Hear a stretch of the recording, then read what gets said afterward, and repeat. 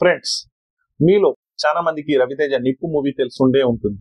అయితే ఆ మూవీలో హీరో ఫ్రెండ్ తన లవర్ ని చంపేశాడని చెప్పి ఆ దేశపు న్యాయ వ్యవస్థ అతన్ని మరణ శిక్ష అనేది విధించడం జరుగుతుంది. అయితే అతన్ని కాపాడటం కోసం రవితేజ స్టార్టింగ్ నుంచి ఎండ్ వరకు ప్రయత్నిస్తూ ఉంటాడు. అయితే ఒకే ఒక్క మార్గం ఉంటుంది. ఆ ఒక్క మార్గం వల్లనే తన శిక్ష నుంచి తప్పించుకోగలడు. అది ఏంటంటే క్షమాభిక్ష. క్షమాభిక్ష అనేది ఆ దేశపు న్యాయ వ్యవస్థనో లేకుంటే ఆ దేశపు సుప్రీం లీడరో ఇస్తే వచ్చేది కాదు. బాధిత కుటుంబం ఒకవేళ తనను క్షమించినట్లయితే తను ఆ శిక్ష నుంచి తప్పించుకుంటాడు. ఎవరైతే తన వల్ల చనిపోయారో వాళ్ళకి సంబంధించిన ఫ్యామిలీ మెంబర్స్ ఉంటారు కదా, వాళ్ళు తనను క్షమించి వదిలేస్తే ఆ శిక్ష నుంచి తప్పించుకోవచ్చు. దీన్ని బ్లడ్ ఫర్ పని కూడా అంటారు. అంటే ప్రాణానికి బదులుగా డబ్బు కనుక ఇచ్చినట్లయితే ఈ శిక్ష నుంచి వాళ్ళు తప్పించుకోవచ్చు. ఒకవేళ ప్రాణానికి బదులుగా ప్రాణమే కోరుకున్నట్లయితే ఆ ఫ్యామిలీ తనని శిక్షించడం అనేది జరుగుతుంది. అయితే ఈ విషయం నేను చెప్పడం గల ముఖ్య కారణం ఏంటంటే, రీసెంట్ టైమ్స్ లో భారతదేశంలో సంచలనంగా మారిన ఇష్యూ ఏంటంటే నిమిషప్రియ ఇన్సిడెంట్. నిమిషప్రియని ఉరి శిక్ష యమన్ గవర్నమెంట్ ఉరి శిక్ష అనేది విధించడం అనేది జరుగుతుంది. అయితే ఈ నెల జూలై 16th తనకు ఉరి శిక్ష అనేది ఉంటుంది. అయితే అది పోస్ట్ పోన్ అవడం అనేది జరుగుతుంది. అయితే ఇది భారత గవర్నమెంట్ మరియు దాంతో పాటుగా ఇండియన్ ముస్లిం మత పెద్దలు కూడా వాళ్ళతో మాట్లాడడం, దాంతో పాటు కేపాల్ కూడా నేను వాళ్ళతో మాట్లాడానని చెప్పి ఈ శిక్షని పోస్ట్ పోన్ కూడా చేపించడం అనేది జరుగుతుంది. అయితే నిమిషప్రియ నిజంగానే తలాల్ అబూద్ మెహదీని చంపడం గల ముఖ్య కారణం ఏంటి? నిజంగానే అతను లైంగికంగా లేకుండా ఇంకా మానసికంగా నిమిషప్రియని వేధించేవాడా? ఈ విషయాలన్నీ మనం తెలుసుకునే ప్రయత్నం చేద్దాం. ఇక లేట్ చేయకుండా మనం వీడియోలోకి వెళ్ళిపోదాం. Let's get into the video.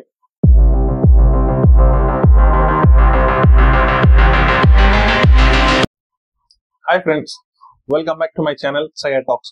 Friends, ఈ రోజు మనము నిమిషప్రియ కేసు గురించి మాట్లాడడానికి ట్రై చేద్దాం. అయితే ఈ కేసుని మనం స్టార్టింగ్ నుంచి అర్థం చేసుకునే ప్రయత్నం చేద్దాం. అయితే నిమిషప్రియ ఈమె కేరళకు చెందిన పాలక్కడ్ జిల్లాలో ఒక చిన్న పల్లెటూరులో జన్మించడం జరిగింది. వీళ్ళ పేరెంట్స్ డొమెస్టిక్ లేబర్స్, అంటే చిన్నగా పనిచేసుకునే వాళ్ళు. వీళ్ళు చాలా పేద కుటుంబం, చిన్నప్పటి నుంచే పేదరికంలో ఉండేవాళ్ళు. అయితే నిమిషప్రియ చిన్నప్పటి నుంచే చదువుల్లో చాలా చురుగ్గా ఉండడం వల్ల స్థానిక చర్చ్ పాస్టర్ తనని చర్చిలో చదివించడం, దాంతో పాటుగా చర్చిలో తనకు ఏఎన్ఎం నర్స్ కోర్స్ కూడా నేర్పించడం అనేది జరుగుతుంది. అయితే తను ఇంటర్మీడియట్ పాస్ కాకపోవడం వలన తనకు కేరళ రాష్ట్రంలో ఎలాంటి గవర్నమెంట్ జాబ్ కానీ లేకుంటే ఎలాంటి ప్రైవేట్ హాస్పిటల్స్ లో కానీ గవర్నమెంట్ హాస్పిటల్స్ లో కానీ జాబ్ అనేది దొరకదు. ఎందుకంటే తనకు ప్రాక్టికల్ కోర్స్ వచ్చు కానీ తనకు డిగ్రీ అనేది లేకపోవడం వల్ల ఇండియాలో జాబ్ దొరకడం చాలా కష్టం. అందువలన తను ఏం చేసింది, అరబ్ కంట్రీస్ లో ఈ ఎవరైతే టెక్నీషియన్స్ ఉంటారో, హెల్త్ టెక్నీషియన్స్ అయితే లైక్ ఈ నర్సెస్ కానివ్వండి, ల్యాబ్ టెక్నీషియన్స్ కానివ్వండి, డాక్టర్స్ కానివ్వండి, వీళ్ళకి డిమాండ్ ఎక్కువ.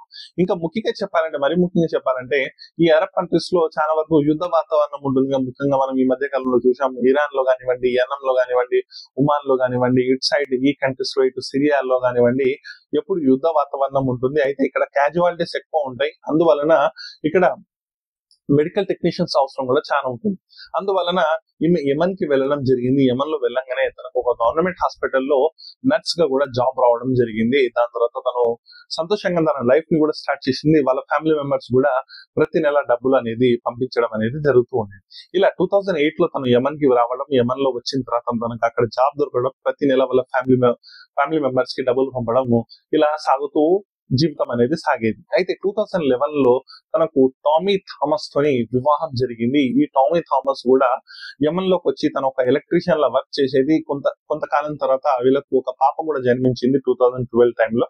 ఈ పాప పుట్టిన తర్వాత ఖర్చులు అనేవి పెరిగిపోయాయి. ఎందుకంటే ముఖ్యంగా యమన్ లో స్టార్టింగ్ నిమిషప్రియ ఒక్కతే ఉండేది. తన ఖర్చులు కూడా తను తక్కువ ఉండేది. ఒక ఫ్యామిలీని మెయింటైన్ చేయాలంటే ఇల్లు కావాలి, వాటికి సంబంధించిన మెయింటెనెన్స్ ఉండాలి. కాబట్టి వాళ్ళ హస్బెండ్ ఏం చేశాడు, తన పాపని తీసుకొని కేరళకు రిటర్న్ వచ్చేసాడు. ఇక్కడ ఆటో తోలుతూ తన జీవనం అనేది సాగించడం మళ్ళీ మొదలు పెట్టాడు. ఇటు నిమిషప్రియ కూడా ఏం చేసేది, తను సంపాదించిన డబ్బులతోని తన ఇంటికి పంపేది, దాంతో పాటు వాళ్ళ తండ్రులకు పంపేది తను సంపాదించిన అమౌంట్. అయితే తనకి ఏముండేది, తన హస్బెండ్ తన పాప కూడా యమన్ కి వచ్చి సెటిల్ అయితే బాగుంటుంది. అయితే దాన్ని చాలా ఖర్చుతో కూడుకున్న విషయం కాబట్టి తనే ఒక క్లినిక్ మొదలు పెడదామని చెప్పి ఆలోచించింది.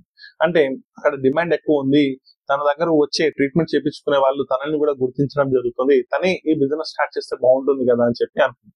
అయితే యమన్ గవర్నమెంట్ రూల్స్ ప్రకారం ఏంటంటే లోకల్ పర్సన్ అనేది ఖచ్చితంగా మెడికల్ డిపార్ట్మెంట్ లో బిజినెస్ లో తనే ఉండాలి. అంటే ఇప్పుడు ఏదైనా గవర్నమెంట్ నుంచి ఒకవేళ స్టార్టింగ్ లో మనకు మన ఇండియాలో కూడా చెప్పినట్లయితే మోటార్ ఫీల్డ్ సెక్టార్ లో హోండా అనేది ఇండియన్ గవర్నమెంట్ లోని కంపెనీతో టైఅప్ అయి హీరో హోండాగా ఎలా వచ్చిందో సేమ్ ఇదే విధంగా ఇక్కడ కూడా ఒక పర్సన్ బిజినెస్ చేయాలంటే లోకల్ పర్సన్ తో టైఅప్ అయి బిజినెస్ చేయాలి. సో అక్కడ తను ఒక పర్సన్ ఉంటాడు, ఆ పర్సన్ పేరే తలాల్ అబు మెహదీ. అతను ఎవరంటే తన భార్య కూడా తన దగ్గరనే డెలివరీ చేయించుకోవడం అనేది జరుగుతుంది. సో దాని వల్ల మంచి ఫ్రెండ్షిప్ అనేది ఉంటుంది ఈ ఫ్యామిలీ మధ్యలో. అయితే తను స్పాన్సర్ గా ఉండడానికి రెడీగా ఉంటాడు. ఇదే తరుణంలో ఏమైతే అంటే తను అంతకుముందు ఒక హాస్పిటల్లో పనిచేస్తుంది కదా, ఆ హాస్పిటల్ కి సంబంధించిన ఓనర్ తనతో గొడవ పడడం జరుగుతుంది. తను అక్కడ నుంచి వెళ్ళిపోవడం తనకు నచ్చదు, సొంతంగా క్లినిక్ పెట్టుకోవడం కూడా తనకు నచ్చదు. దీంతో తను గొడవ పడడం జరుగుతుంది. ఎటకెళ్లకు వీళ్ళిద్దరు ఒక డిసిషన్ మీదకి వస్తారు. తను ఒక ఆఫర్ కూడా ఇస్తాడు, నేను నీకు స్పాన్సర్ చేస్తాను కానీ నువ్వు నాకు నీ బిజినెస్ నుంచి 33% షేర్ ఇవ్వాలని చెప్పి. దీనికి నిమిష ప్రియ కూడా ఒప్పుకోవడం జరుగుతుంది. దీని తర్వాత తను డబ్బులు జమ చేసుకోవడం, దాంతో పాటు తన ఫ్యామిలీతోనే ఒకసారి కలిసి వస్తే బాగుంటుందని చెప్పి 2016 లో ఇండియాకి బయలుదేరడం జరుగుతుంది. అదే టైంలో తనతో పాటు తలాల్ అబు మెహదీ కూడా రావడం జరుగుతుంది. ఎందుకంటే తను కూడా ఇండియా చూస్తాను, నీ బిజినెస్ లో నేను ఇన్వెస్ట్మెంట్ చేస్తాను, అలాగే నాకు ఇండియా చూసినట్లు అవుతుందని చెప్పి తనతో పాటు రావడం జరుగుతుంది. వాళ్ళ ఫ్యామిలీ మెంబర్స్ కూడా మంచిగా రిసీవ్ చేసుకుంటారు. తలాల్ అబు మెహదీని కూడా తన హస్బెండ్ ఆ పాలక్కాడ్ జిల్లా కూడా చూపెట్టడము, తనను తిప్పడము, వాళ్ళ మ్యారేజ్ ఫొటోస్ చూపించడము, తన మ్యారేజ్ ఎలా జరిగింది చెప్పడం, అలా తను అక్కడ మంచిగా ఒక 1 వీక్ ఉండి ఎంజాయ్ చేయడం జరుగుతుంది. అదే తరుణంలో ఆ ఫ్యామిలీ ఆల్బమ్ నుంచి వాళ్ళ పెళ్లి ఫోటో కూడా తీసుకొని దాచుకోవడం అనేది జరుగుతుంది తలాల్ అబు మెహదీ. దీని తర్వాత కొన్ని రోజుల తర్వాత వీళ్ళు దాదాపు ఒక 50 లక్షల వరకు ఎకట్టా చేసుకుని ఆ డబ్బు అనేది తను యమన్కి తీసుకుని వెళ్ళిపోవడం జరుగుతుంది. యమన్కి వెళ్ళిన తర్వాత ఏం జరిగిందంటే అక్కడ వీళ్ళిద్దరు కలిసి బిజినెస్ స్టార్ట్ చేస్తారు. అయితే బిజినెస్ లో ఫామ్ ఉంటది కదా, ఒక బాండ్ పేపర్ లా అనుకోండి. ఆ బాండ్ పేపర్ లో ఇతని పేరు తలాల్ అబు మెహదీ ఉంటాడు కదా, తన పేరు కూడా యాడ్ చేసుకుంటాడు దొంగతనంగా. యాడ్ చేసుకున్న తర్వాత ఈ బిజినెస్ జరుగుతుంది. తను పెట్టిన 1 మంత్ లోనే మంచి గ్రోత్ అనేది వస్తుంది, మంచి ఇన్కమ్ అనేది వస్తుంది. ఆ ఇన్కమ్ నుంచి ఏమైపోతుంది అంటే తన షేర్ 33% తను తీసుకున్న తర్వాత ఏదైతే ఈమె డబ్బులు ఉంటాయో ఈమె డబ్బులన్నీ తలాల్ అబు మెహదీకి ఇవ్వడం జరుగుతుంది. దీంతో నిమిష ప్రియ అనేది షాక్ అవుతుంది. ఎందుకు నా డబ్బు అతని కిందకి ఇచ్చారంటే అతను నీ హస్బెండ్ అని చెప్పాడు, అందువల్లనే నేను తనకి ఇచ్చాను, హస్బెండ్ కి ఇవ్వడంలో తప్పేముందని చెప్పి అతను చెప్పడం జరుగుతుంది. అయితే ఇక్కడ ఏం జరిగిందంటే తలాల్ అబు మెహదీ ఏం చేశాడంటే ఏదైతే తన పెళ్లి ఫోటో ఉంటుందో అందులో మార్కింగ్ చేసి తన హస్బెండ్ ప్లేస్ లో తన ఫోటో పెట్టుకోవడం, దాంతో పాటుగా తను ఏం చేశాడంటే ఫేక్ మ్యారేజ్ సర్టిఫికేట్ క్రియేట్ చేయడము చేశాడు. దీంతో తను విసిగిపోయింది. ప్రతి నెల తనకు డబ్బులు ఇవ్వడము, తనకు షేర్ ఇవ్వడము, తన పైన హింసించడము, మెంటల్ గా ఫిజికల్ గా అబ్యూస్ చేయడము, తనతో పాటు తన ఫ్రెండ్స్ కూడా తనపై తీసుకొచ్చి తనకు లైంగికంగా కలవాలని చెప్పి బలవంత చేయడంతో తను ఒక రోజు బయటకు వచ్చి పారిపోయి బయటనే ప్రశాంతంగా ఉందని చెప్పి తను అనుకోవడం, తన ఫ్యామిలీ మెంబర్స్ కి సిమ్స్ మారుస్తూ తన ఫ్యామిలీ మెంబర్స్ కూడా ఫోన్ చేయడం. దీంతో వాళ్ళు కూడా అనుమానపడి అసలు ఏం జరిగింది, అక్కడ ఏం జరుగుతుందని చెప్తే ఇక్కడ తిను టార్చర్ చేస్తున్నాడని చెప్పి, ఇదంతా చెప్పలేదు ఇలా మెంటల్ గా ఎంత టార్చర్ చేస్తున్నాడని చెప్పి, కానీ ఇలా టార్చర్ చేస్తున్నాడు అందువల్లనే నేను ఇట్లా సిమ్స్ చేంజ్ చేస్తున్నానని చెప్పి వాళ్ళతో చెప్పడం. ఈ టార్చర్ అనేది ఎక్కువైపోయిన తర్వాత తను ఏం చేసిందంటే పోలీస్ స్టేషన్ కి వెళ్ళి తలాల్ అబు మెహదీ పైన కూడా కేసు పెట్టడం జరిగింది. ఎందుకంటే తను పాస్పోర్ట్ ఇవ్వడం లేదు, వెనక్కి వచ్చేద్దాము అంటే. దాని తర్వాత ప్రతిరోజు తనని దూషించడం, తనపై ఉమ్మడము, హాస్పిటల్లోనే తన డబ్బులు తీసుకోవడం, లాక్కోవడం, తన లైంగికంగా తనపై దాడి చేయడం అనేది జరుగుతుంది. ఈ విషయాలని పోలీస్ స్టేషన్ కి వెళ్ళి చెప్తే పోలీస్ స్టేషన్ లో పోలీసులు ఏం చేశారు, తలాల్ అబు మెహదీని పిలిపించడం అనేది జరిగింది. తలాల్ అబు మెహదీని పిలిపించిన తర్వాత తను ఏం చేశాడు, ఫేక్ సర్టిఫికేట్స్ ఉన్నాయి కదా, మ్యారేజ్ సర్టిఫికేట్స్, అవి చూపించి తన నా భార్య, అందువల్లనే నేను డబ్బులు తీసుకుంటున్నాను, తనే వినట్లేదు అని చెప్తే ఆ దేశపు గవర్నమెంట్ ప్రకారం ఏంటంటే ఒక హౌస్ కి head of the department husband ని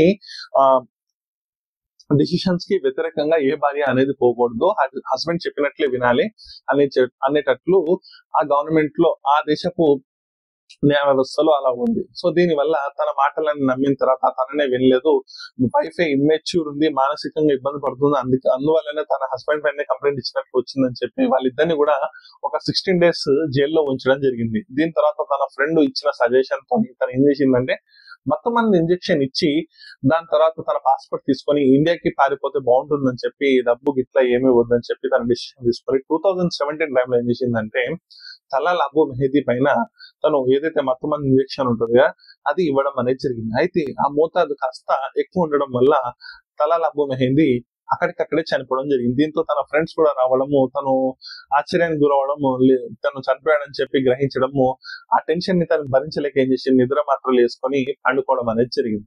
ఈ పండుకున్న తర్వాత తన ఫ్రెండ్స్ ఎవరైతే ఉంటారో దీన్ని దాచేయాలని చెప్పి ఏం చేశారంటే, డీకంపోజ్ చేయాలని చెప్పి ఏం చేశారంటే, ఆ బాడీని ముక్కలు ముక్కలు చేసి దాన్ని ఒక వాటర్ ట్యాంక్ లో దాచడం అనేది జరిగింది. తెల్లారి లేచిన తర్వాత తను అక్కడ నుంచి పారిపోవడం జరిగింది నిమిష ప్రియ. అయితే సౌదీ బార్డర్ దగ్గర తను అక్కడి గార్డ్స్ కి దొరికిపోవడం, దాని తర్వాత లోకల్ ట్రయల్ కోర్ట్ లో ఈ మర్డర్ కి తనే ముఖ్య కారణం అని చెప్పి తెలవడం, తనని మరణ శిక్ష విధించడం అనేది జరిగింది. దీని తర్వాత ఈ కేసు అనేది లోకల్ కోర్టు నుంచి హైకోర్టు నుంచి ఆ దేశపు సుప్రీం కోర్టు వరకు కూడా వెళ్ళడం, ఆ దేశపు సుప్రీం కోర్టు కూడా తనని మరణ శిక్ష విధిస్తూ డిసిషన్ అనేది తీసుకుంది. అయితే ఈ విషయం తెలిసిన తన ఫ్యామిలీ మెంబర్స్, అక్కడ ఉన్న తన సపోర్టర్స్ అంతా ఏం చేశారంటే, నిమిషప్రియ కోసము క్యాంపెయిన్ స్టార్ట్ చేయడం, నిమిషప్రియ కోసము వాయిస్ లేవనెత్తడము, తన కోసం ఫండ్ రైజ్ చేయడము, ఆ బాధిత కుటుంబాన్ని ఎవరైతే ఉంటారో వాళ్ళకు బ్లడ్ ఫర్ మనీ ఇచ్చి తనని విడిపించడం కోసము ప్రయత్నాలు అనేవి 2020 నుంచే స్టార్ట్ అయ్యాయి. అయితే